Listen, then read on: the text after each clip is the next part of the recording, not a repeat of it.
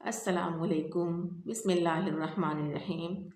ایک ایسے نبی جو 100 برس تک مردہ رہے پھر زندہ ہو گئے، اللہ تعالیٰ نے ایسا کیوں کیا؟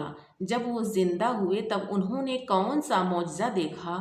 ایک ایسا معجزہ جو اہل ایمان کے لیے عبرت سے بھرا ہوا ہے۔ تو چلیے شروع کرتے ہیں۔ حضرت عزیر علیہ السلام بنی اسرائیل کے جلیل القدر پیغمبروں میں سے ایک تھے۔ اللہ تعالیٰ نے انہیں ایک بستی کی جانب چلنے کا حکم دیا۔ وہاں پہنچے تو بستی ویران تھی۔ یہ حیران ہوئے کہ مجھے یہاں کس لیے بھیجا گیا ہے۔ ایسے میں خیال آیا اللہ تعالیٰ اس مردہ بستی کو کیسے زندہ فرمائے گا۔ یہ خیال تعجب کے طور پر تھا۔ اللہ تعالیٰ سورہ بقرہ میں فرماتے ہیں، اس شخص کے مانند جس کا گزر اس بستی پر ہوا جو چھت کے بل اوندھے پڑی ہوئی تھی۔ وہ کہنے لگا، اس کی موت کے بعد اللہ تعالیٰ کیسے زندہ فرمائے گا؟ تو اللہ تعالیٰ نے اسے بھی موت دے دی 100 سال تک کے لیے، پھر اسے اٹھایا۔ اللہ تعالیٰ نے نیند کی حالت میں عزیر علیہ السلام کی روح قبض کی تھی۔ پھر ان سے پوچھا، کتنی مدت گزری؟ تو انہوں نے کہا، 1 دن یا آدھا دن۔ پھر اللہ تعالیٰ نے فرمایا، تو 100 سال تک ٹھہرا رہا، تو اپنے کھانے کو دیکھ، یہ بالکل خراب نہیں ہوا، اور اپنے گدھے کو بھی دیکھ۔ اللہ تعالیٰ کے حکم سے 100 سال گزر جانے کے بعد بھی کھانا خراب نہ ہوا تھا، جبکہ گدھے کی ہڈیاں بکھری پڑی تھیں۔ اچانک ان کے سامنے یہ ہڈیاں حرکت کرنے لگیں۔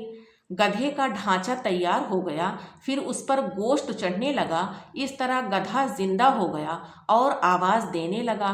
یہ دیکھ کر عزیر علیہ السلام پکار اٹھے، واقعی میرا رب ہر چیز پر قادر ہے۔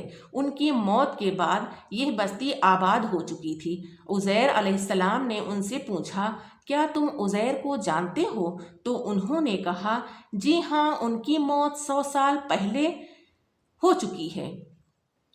تو عزیر علیہ السلام نے انہیں بتایا کہ میں ہی عزیر ہوں۔ انہیں یقین نہ آیا۔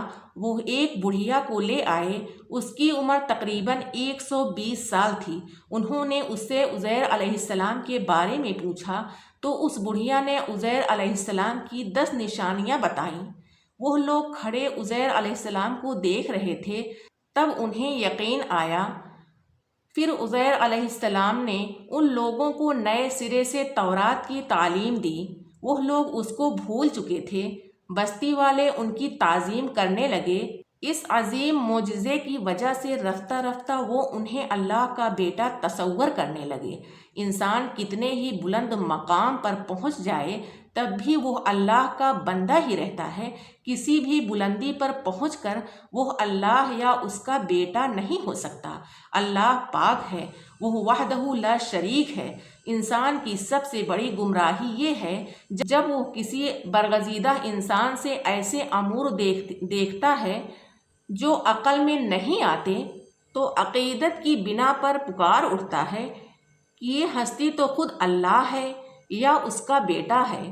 وہ یہ نہیں سوچتا کہ بلا شبہ ان واقعات کا جاری ہونا اللہ کی طاقت کے ذریعہ ہے، جو بطور نشان اس برگزیدہ انسان سے اللہ تعالیٰ نے جاری کیا ہے، جو اللہ تعالیٰ کا پسندیدہ بندہ ہے، اور یہ امور اللہ تعالیٰ کے خاص قوانین کے تحت صرف اس کی صداقت کے لیے ظاہر ہوتے ہیں، ورنہ وہ بھی اللہ تعالیٰ کے آگے اتنے ہی مجبور ہوتے ہیں جتنا دوسری مخلوق۔